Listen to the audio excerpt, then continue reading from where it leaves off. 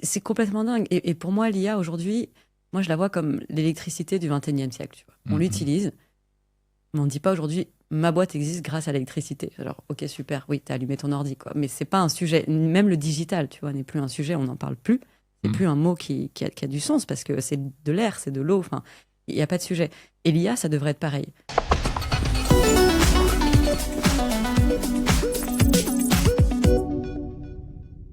Bonjour Marjolaine Grondin, Salut Jérôme. entrepreneur, cofondatrice de la startup Jam et aujourd'hui du bootcamp IA, surfeuse. J'ai vu sur ton LinkedIn que tu étais surfeuse, pas que sur le web, en vrai sur les vagues. Je ne sais même plus l'avoir mis sur LinkedIn, mais peut-être dans un jour où je me suis dit c'est très important pour moi.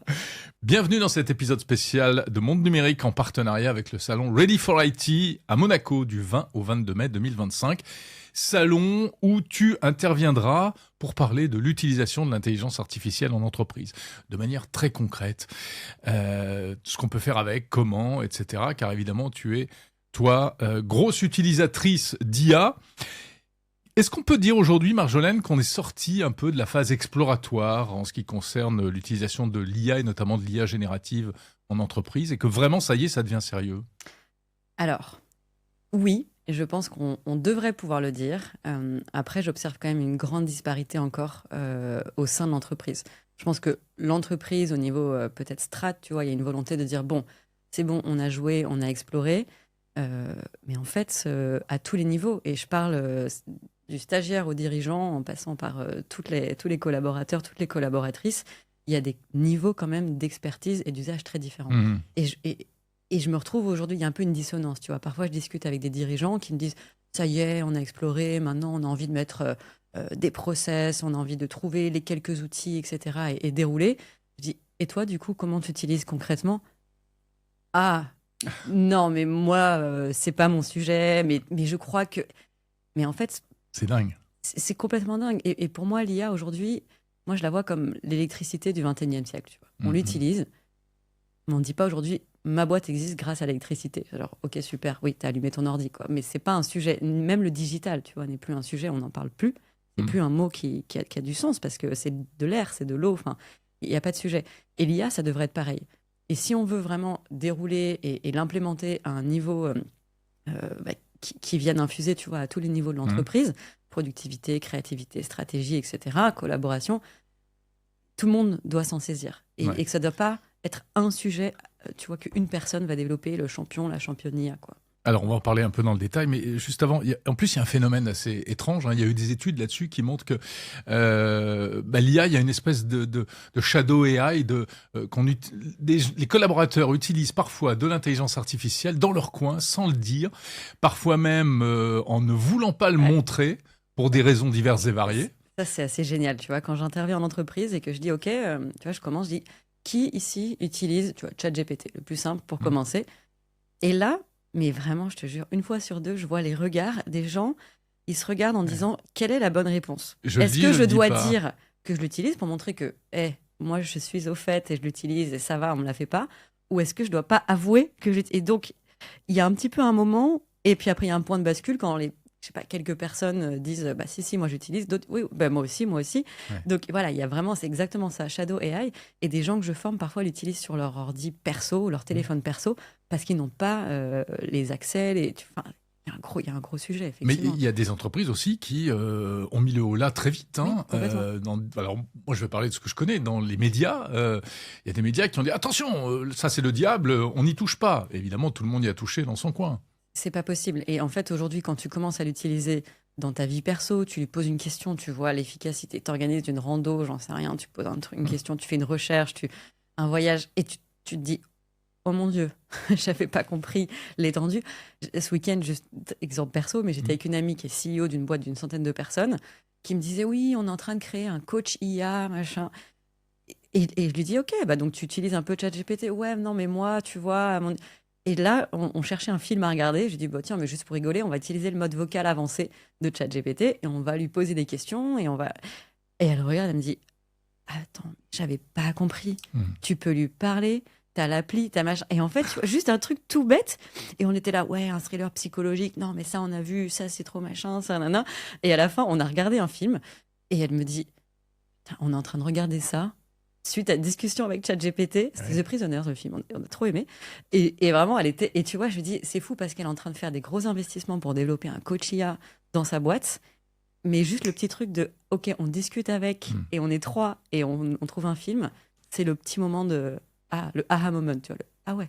Ouais. OK, en fait, c'est réel. C'est pas juste un investissement. Alors que c'est tellement facile, c'est quand même ça. C'est ça. La révolution de l'IA, c'est l'accessibilité. ChatGPT a fait que ce truc-là est soudain devenu accessible à tous, absolument tout le monde. Et- À condition, évidemment, de s'en saisir. De s'en saisir, d'avoir un peu de curiosité, de mettre un petit peu son ego de côté aussi au début, parce que c'est quand même une nouvelle gymnastique, une nouvelle façon de penser. Et moi, c'est ce que j'adore dans mon métier, entre guillemets, enfin, dans ce que je fais, c'est que je suis vraiment juste, j'ai l'impression d'être un peu un passe-plat, tu vois. Je suis juste, tiens, bon, bah, vas-y, essaye.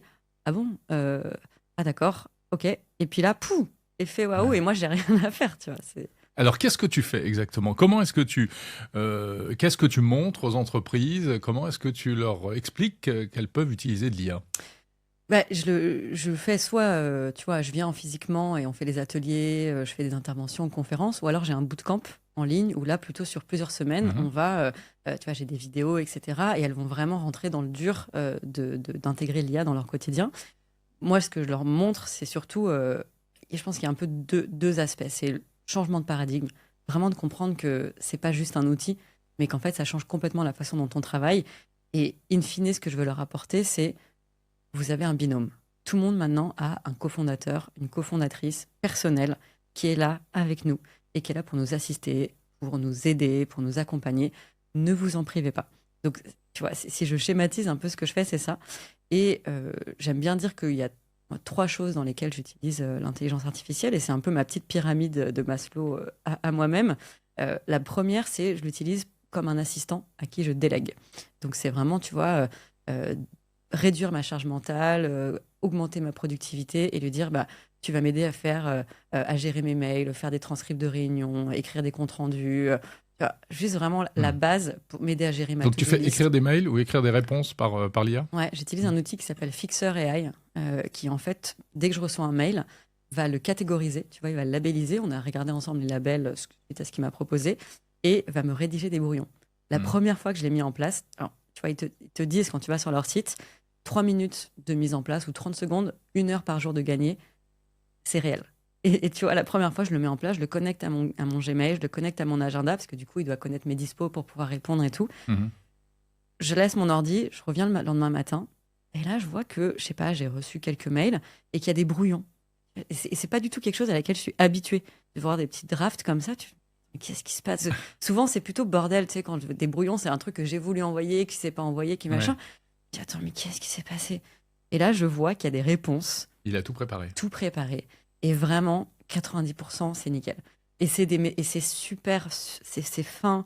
Il apprend, il prend mon ton, avec le ton de la personne. Enfin, tu vois, il s'ajuste, il sait s'il faut tutoyer, vous voyez, être formel, informel. Enfin, il me propose des créneaux et souvent, il comprend l'intention. Et quand c'est vraiment une question fermée, oui, non, t'es dispo, t'es pas dispo, ça t'intéresse ou pas, il me dit two options. C'est le seul truc qu'il écrit en anglais, le reste, il le fait en français. Donc, 2 options. Oui, avec plaisir, je serais très enthousiaste de participer à cette conférence. 2, non, désolé, je suis pas dispo. Et ce qui est marrant, c'est que du coup, moi, je me retrouve avec les deux et je me dis, ah, laquelle sonne le plus juste? Ouais. Et puis du coup, bah, pouf, je choisis celle que j'envoie. Ça, Donc, c'est Fixer? Fixer avec un Y, Ok. FYXER AI, donc fixer.com, fixerai.com. Et ça, tu vois, il y a plein de gens à qui j'ai fait installer ça et qui me disent non, mais Marjolaine, là, je gagne 1 heure par jour, c'est pas possible, ce truc, je ne sais pas comment je pouvais faire avant. Donc, tu vois, ça c'est la première Mais il y a chose. des limites quand même, parce qu'il ne peut pas savoir exactement sur quoi tu travailles à l'instant T, quels sont tes besoins. En fait, exactement. Moi, j'aime bien dire que l'IA, c'est un spectre. Il n'y a plus beaucoup de sujets sur lesquels je suis à 0%. Il y en a. Tu vois, si je veux écrire un manifeste pour mon nouveau projet, etc. Et encore que je vais demander à l'IA, pose-moi 3 questions hyper challengeantes pour m'aider à réfléchir à mon manifeste, mais c'est moi qui vais l'écrire. Mais tu vois, des mails genre, est-ce que t'es dispo? Est-ce que machin, t'as reçu la propale, je sais pas quoi. En fait, je sais pas, genre 2 tiers de mes mails, c'est du transactionnel, c'est du rapide. Et justement, le fait d'avoir mis tout ça de côté, ça fait que sur le tiers restant qui est important, où là, effectivement, qu'est-ce que je veux profondément, comment je veux répondre, quelles décisions, etc. Là, j'ai 3 fois plus de temps à y dédier. Et c'est là où moi je trouve la magie, c'est vraiment se dire, attends, tu vas me rendre mon temps en enlevant toute la partie machinale de mon travail. Et ça, j'ai aucun problème à lui déléguer. Et à l'inverse, du coup, moi, je vais avoir plus de temps pour faire les choses importantes. Je fais un call de cadrage pour un podcast, une conférence, une collaboration, peu importe. J'ai mon transcript du call, que ce soit d'ailleurs un call physique. Maintenant, il y a des outils qui permettent d'enregistrer les appels en physique, les réunions en physique ou en visio, évidemment. Oui, bien sûr, sur smartphone, où il y a les petits Plod, voilà, les petits outils, les petits devices. C'est ça. Et donc, moi, on est là, on est présent, 100%. Et derrière, je reçois mon transcript. Moi, j'ai créé un petit assistant qui, à partir du transcript, va me générer un compte-rendu par rapport à mes enjeux, etc. Je peux rédiger le mail, tu vois, de follow-up, de suivi, pour dire, OK, il y a ça.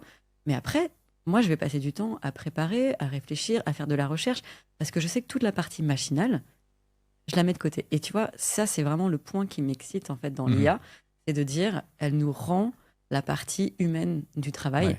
Et toute cette partie juste gestion, mise dans des dossiers, rangement, réponse rapide, machin, qui en fait faisait un peu de nous des machines, hop, de côté. Et j'espère que c'est la direction qu'on va prendre avec l'IA. Ouais. Et donc, tu vois, pour continuer ma petite pyramide, peut-être un peu scolaire, mais l'assistant, deuxième étape sur 3, c'est elle c'est un peu mon directeur des opérations, directeur général qui va m'aider à faire des présentations, des roadmaps.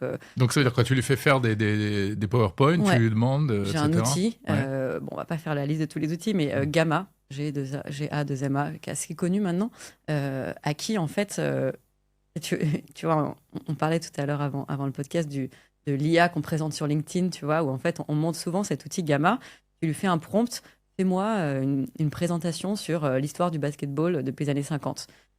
C'est incroyable, tu le vois, il fait direct. Non, mais dans quel est le cas d'usage, tu vois, Oui, c'est super, c'est incroyable, il a écrit quelque chose, les images sont sympas et tout. Moi, la vraie façon de l'utiliser, c'est je crée mon texte, avec ou sans ChatGPT, Claude ou autre, et une fois que j'ai un texte bien carré avec toutes mes slides, je le donne à Gamma, je lui dis tu touches à rien, je ne veux pas que tu réfléchisses soit que ce soit, en revanche, tu vas me mettre en forme. Et ça, j'ai plusieurs personnes à qui j'ai montré ça qui ont pleuré, je te jure. Et même une participante à mon bootcamp la semaine dernière qui m'a dit « Ma mère a pleuré ». Je dis « Mais cet outil fait pleurer tout le monde ». Mais parce qu'en fait, elle dit « Oui, mais parce qu'elle passe du temps à préparer ses cours et machin, elle passe des nuits parfois, elle est toute seule, c'est hyper compliqué. » Et vraiment... C'est chronophage, hein, pour... Non, mais c'est super... Et pour faire quoi? Bah, exactement. Et en fait, une fois que tu as déjà ta charte, que tu as ton template, que tu as mis du cœur, tu te dis... Voilà, moi, je veux ces couleurs, je veux cette mise en forme, je veux que ce soit épuré. Au contraire, je veux qu'il y ait beaucoup d'infos sur une slide. Au contraire, j'ai aucune idée, je sais pas faire. Voilà, et bien là, en fait, tu utilises l'outil, tu lui mets ton Google Doc, et puis qu'est-ce qu'il fait? Il te met tout en forme. Et juste ça, mais ça fait gagner un temps fou, tu vois. Et hier, moi, j'ai envoyé une propale. Hop, j'ai pris mon truc, je l'ai envoyé dans Gamma, il m'a fait le PowerPoint, je l'ai envoyé, et en fait, après, on a discuté et on est allé dans le fond des choses. Mais le côté juste mise en forme, etc., c'est pas ça qui m'intéresse.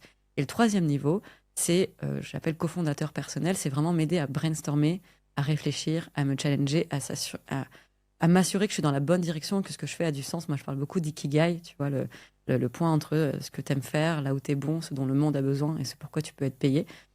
Et l'IA, moi, ChatGPT ou Claude, ils connaissent bien mon ikigai. Et quand je fais quelque chose, ils m'aident à travailler dans ce sens. Donc, voilà, c'est les 3 niveaux. Donc, c'est plus stratégique. C'est ça. Charge mentale, produire, stratégique.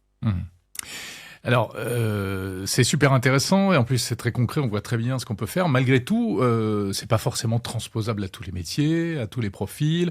Toi, tu as été directrice, tu as dirigé une entreprise, Jam, qui était déjà dans l'IA, entre guillemets. C'est un peu le petit frère, l'ancêtre français de ChatGPT, ouais. Voilà, ouais. Pour les jeunes, c'était pour les plus jeunes, pour les étudiants, etc. Mais aujourd'hui, tu es plus solopreneur, comme on dit. C'est pas la même chose.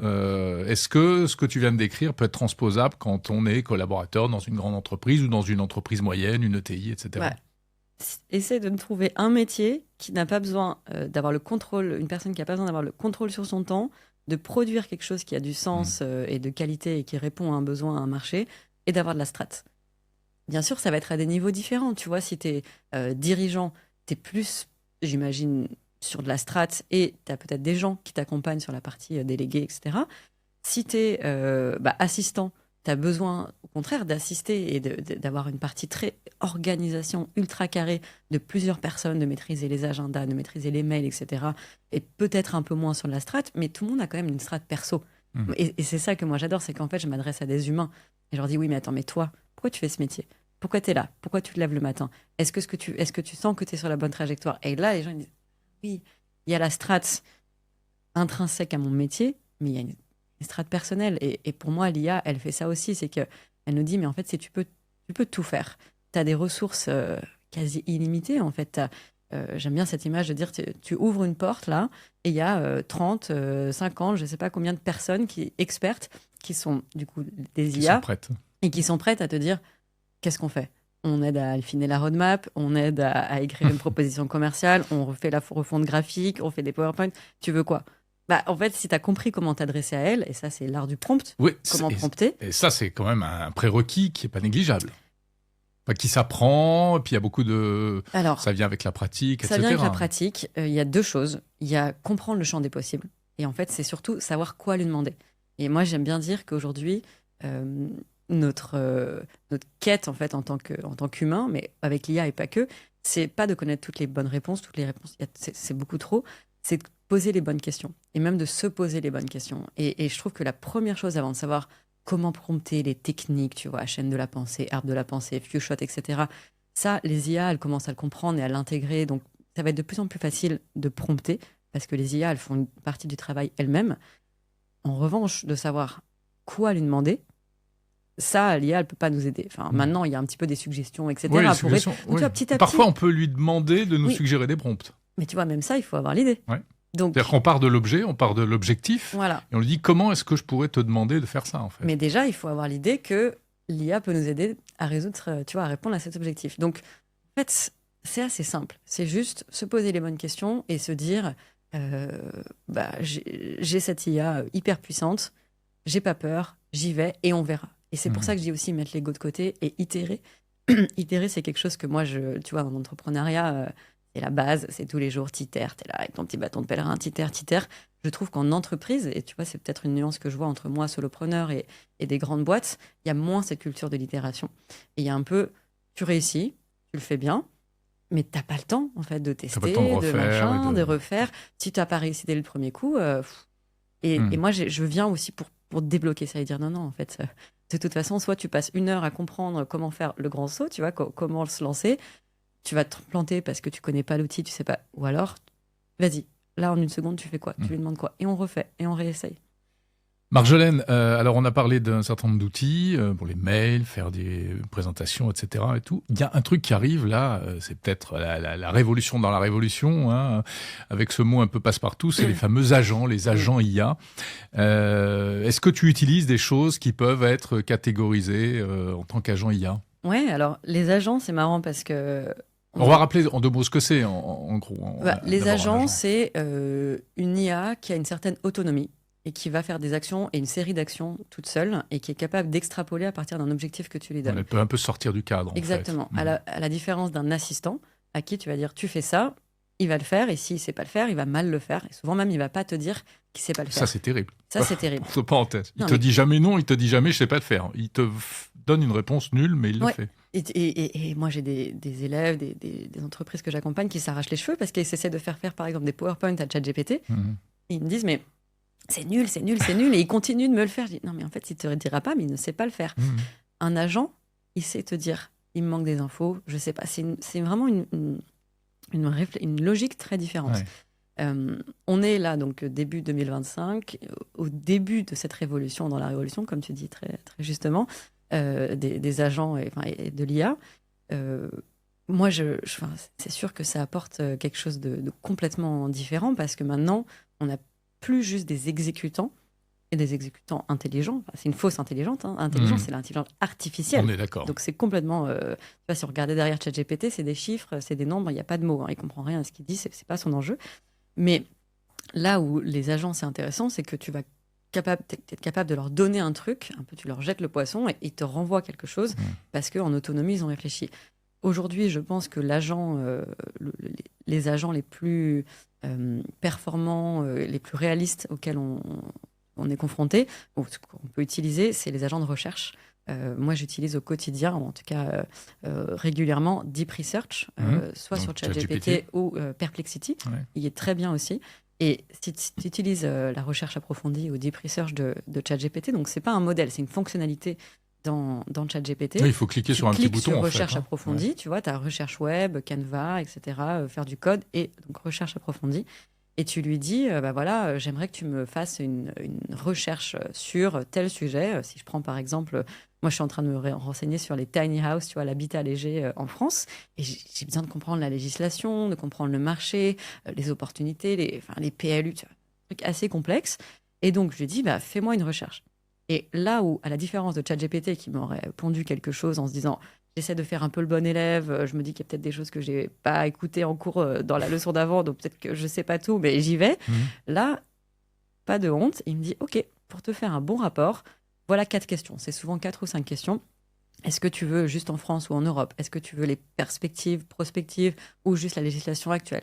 Bref, il me pose des questions. Il faut le guider un peu, en fait. Je réponds OK. Et souvent, tu vois, quand je fais des démos en live, les gens me disent, parce que quand je fais des démos, c'est des sujets que je ne maîtrise pas, tu vois. J'accompagne des experts comptables, des juristes et tout, qui me disent, est-ce que tu peux lui envoyer ça? Moi, je n'ai pas vraiment même compris la question, et les sous-questions encore moins de ChatGPT, ils me disent, waouh, déjà les questions, il y a de la valeur et c'est intéressant. Et du coup, on affine, et là, il me dit, OK, c'est parti. Et c'est là où c'est un agent, c'est qui me dit, OK, je reviens vers toi quand j'ai fini, et tu vois une petite barre comme ça de progression, et il va prendre 8 à 10 minutes de recherche, et en cliquant sur ses sources, tu peux voir à droite tout ce qu'il est en train de faire. Et c'est exceptionnel. Mais c'est absurde. Il est en train il dit, je me demande si les habitats légers concernent aussi les yourtes, etc. Je décide que je vais regarder du coup le site de l'Assemblée nationale pour comprendre les directives. J'ai lu tout le site de l'Assemblée. Maintenant, je regarde et en fait, t'es là, waouh, là, il y a vraiment quelqu'un. Ouais. Et ce qu'on pourrait pas faire soi-même, mais qu'on devrait faire si on voulait faire ce type de travail. C'est 8 jours si tu le fais. Là, c'est 8 minutes. Donc, tu vois, et 8 jours où tu es performant, tu es quelqu'un de bon, tu vas tout lire, tu vas machin. Et ça change un paradigme. Alors ça, c'est pas de moi cette phrase, mais j'ai entendu quelqu'un qui disait, aujourd'hui, on est rentré dans une ère où on passe plus de temps à comprendre une information qu'à la produire. Quand j'ai entendu ça, je me suis dit, c'est exactement ça déjà, c'est vrai. Et c'est intéressant parce que ça veut pas dire qu'il y a plus de temps de travail. Ça veut dire que juste, une fois que j'ai ce rapport, et j'ai quand même besoin de le lire, de le comprendre et d'en faire quelque chose. Je peux lui demander une synthèse. Voilà. Merci pour ce rapport. Maintenant, mais en revanche, ce que j'ai fait, c'est que du coup, j'ai pris le rapport, j'ai ouvert un projet dans ChatGPT et je lui ai envoyé des annonces du Bon Coin et je lui ai dit, regarde ça, regarde des terrains. Dis-moi si ça peut m'aider à réaliser mon projet d'achat de tiny house. D'accord. Ouais, celui-ci, tu vois, par rapport au PLU, machin, ça, on comprend que la mairie. J'étais là, waouh, le truc, il m'aide à faire des recherches. Non, mais c'est dingue. Donc ça, c'est. Oui, parce qu'en fait, il ouvre un navigateur qu'on voit ou qu'on voit pas, et il fait des recherches sur le web comme nous on le ferait. Hein. Et tu m'ôtes les mots de la bouche, exactement ça. C'est la recherche, et du coup, c'est aujourd'hui super efficace, c'est incroyable. Il y a un nouvel agent, c'est Operator, ou qui s'appelle aussi Computer Use sur Claude, que j'ai testé. Tu vois, je me suis coltiné l'abonnement à $200 quand même de ChatGPT. Operator, c'est ChatGPT. Ouais, c'est ça, pour tester. Et là, c'est assez dingue, mais c'est expérimental. Mais bon, ça marche. Hein. Et effectivement, là, tu le vois ouvrir le navigateur. Je ne sais pas si tu as fait le test, mais si tu lui dis, par exemple, commande-moi à manger pour ce midi ou réserve-moi un resto intimiste Paris 17e ce soir. Et là, tu le vois aller sur la fourchette, puis il ouvre un navigateur dans l'interface ChatGPT. Il va taper, il va cliquer, tu vois, par lui-même sur 2 personnes, Paris 17e, la bonne date. Il va mettre les filtres. Donc là, je crois qu'il avait coché quand j'ai fait cosy, tu vois. Il a regardé pour intimiste au début, mais il communion, puis il a dû se dire, non, c'est pas tout ça. OK, cosy, machin. Il trouve un resto. Et là, il me pose une question. Est-ce que ça te plaît, machin? OK, vas-y. Et je l'ai arrêté avant mais il était en train de faire, tu vois, de cocher et de faire la réservation. Ouais. Et donc, aujourd'hui, ça prend du temps, c'est machin. J'ai essayé de lui faire réserver un hôtel à Marseille sur Booking, tu vois, commander des fleurs, prendre des sushis. Enfin, franchement, ça marche bien. C'est un peu long. Mais dans quelques semaines, quelques mois maximum, tu vois, tu lui dis, commande-moi à manger. Et ça pose beaucoup de questions sur l'avenir du web. Tu vois. Toutes les personnes qui nous écoutent, qui ont des sites internet, etc., tu te dis, on fait plus juste des sites pour des humains ou, à l'autre bout du spectre, des robots, SEO, Google, etc. Il y a tout un entre-deux maintenant. C'est des robots qui vont naviguer sur les sites. Donc, en tant qu'éditeur de site, les éditeurs de sites travaillaient déjà un peu beaucoup pour les robots quand même. Pour les robots. Pour le SEO, le référencement, tout ça. Bien sûr, mais pas... Et les agents qui vont arriver dans les mobiles. Je reviens du salon Mobile World Congress de Barcelone, où le mot d'ordre chez toutes les marques, c'est de dire, ben voilà, l'an dernier c'était l'IA générative, je rédige vos mails, etc., ce dont on en vient de parler. La traduction, maintenant, c'est exactement ce que tu viens de décrire. Réserve-moi un restaurant, un hôtel, etc., etc. Bon, beaucoup de promesses. Il faudra voir si ces promesses sont tenues quand même. Complètement. Et je pense que c'est un peu ce que tu disais en introduction de notre échange. C'est est-ce qu'on est encore dans la phase exploratoire ? Est-ce qu'on commence à atterrir ? On est un peu entre les deux. Il y a des choses sur lesquelles on a atterri. Et il y a un phénomène qui s'appelle le paradoxe de l'IA et de l'effet IA, qui est qu'on s'habitue très vite. Et donc, des choses qui, il y a 1 an, il y a 3 mois, il y a 3 ans, nous paraissaient complètement dingues, en fait, une fois qu'on les a utilisées quelques fois, comme c'est une interface qui s'adapte à l'humain, oui, bon, très bien, il me répond à mes questions. La première fois qu'on utilise ChatGPT, qu'est-ce que c'est que... Quoi ? Tu vois, mais moi, je vois encore des gens, de moins en moins nombreux, mais qui l'utilisent pour la première fois et qui sont bouche bée. Et en fait... Et la 5e fois, on lui dit, mais non, mais finalement, il est nul. Ouais, c'est ça. Tu dis, attends, mais là, sa réponse, c'était pas exactement ça. Là, donc, en fait, on s'habitue très, très vite.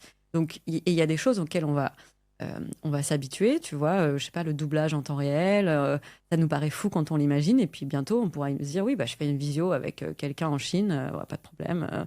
Mais on s'habitue, et d'autres choses, à l'inverse, vont rester un peu science-fiction, quoi. Et on sait pas exactement quoi. Ouais. Marjolaine, il y aurait plein de questions à poser. Il y en a une très très concrète, vraiment très concrète, c'est celle du coût. Tous ces outils que tu décris, il y a aussi une nouvelle réalité, c'est que ça commence à coûter de l'argent. Alors pour une grosse entreprise, il y a déjà des coûts. Microsoft qui a déployé Copilot partout, c'était $30 par poste de travail. Donc, quand il y a des milliers de collaborateurs, évidemment, ça se chiffre. Et on a vu d'ailleurs un petit peu l'année d'après l'effet ressac, où les entreprises ont un peu hésité à renouveler tout ça. Et puis, quand on est une plus petite entreprise, voire un indépendant, voire une petite équipe, etc., ça peut quand même aussi se chiffrer. Est-ce qu'on arrive à y voir clair ? Parce qu'en plus, les prix changent tout le temps. Ouais. Et ça, c'est assez fou. Les prix, les formats, le premium, freemium, etc. Moi, je pense que le coût, il se mesure que en face d'un gain de productivité et de créativité, etc.